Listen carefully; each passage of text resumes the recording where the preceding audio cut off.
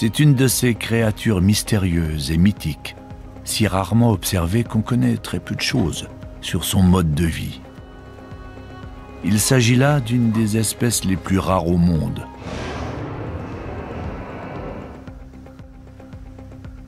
Son nom, tiré d'un mot indien, signifie « le plus grand solitaire ».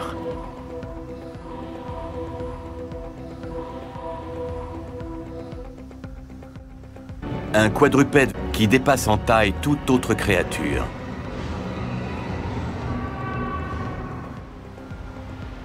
Les recherches suggèrent que le gène déterminant le pelage noir est bénéfique, car il rend les individus dont la robe est noire plus résistants aux infections virales.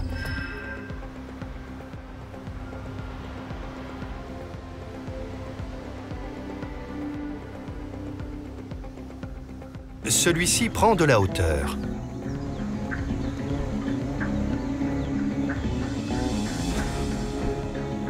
D'ici, il a une vue plongeante sur les champs. Il peut planer sans effort sur une centaine de kilomètres. Les spécialistes pensent qu'il avait sans doute une prédisposition génétique. Toutefois, la température de son corps atteint rapidement les 40 degrés et il doit s'arrêter pour qu'elle redescende. Un exercice difficile.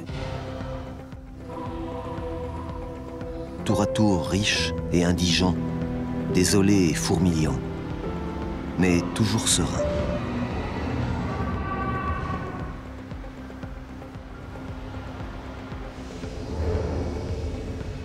L'évolution a fait naître ici des espèces capables de tenir tête à la chaleur et à l'aridité. Ces paysages ont été façonnés sur les restes de créatures disparues il y a des millions d'années.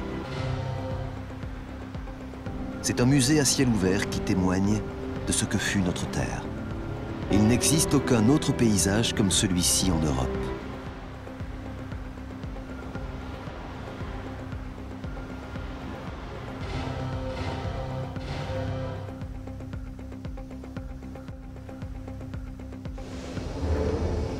Quand ils trouvent de la nourriture, ils s'isolent dans un coin pour la manger en paix.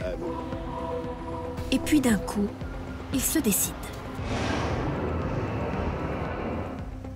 Pour devenir un pareil géant, il ne suffit pas de transformer des tonnes de nourriture en muscles.